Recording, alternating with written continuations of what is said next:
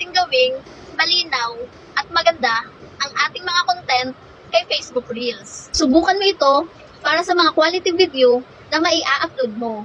Una, punta lang tayo sa ating CapCut app. Tapos, tap lang natin. Hanapin lang natin yung adjust. Tapos, dito tayo sa contrast.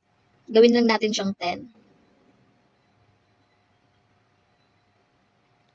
Tapos, dito sa saturation, gawin natin 5.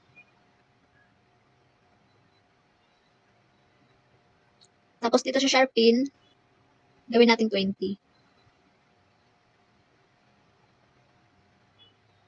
Tapos, check lang natin. O, diba? Malinaw na siya.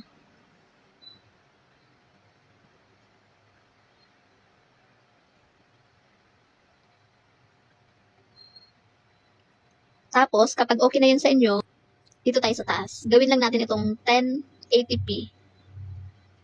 Sa frame rate, gawin natin 60. Tapos, ito okay na to. Recommended. Tapos, save na natin. Tapos, punta tayo sa ating Facebook. Punta tayo sa settings. Dito tayo sa media. Itong optimize, kailangan naka-check to para maganda ang impact ng inyong video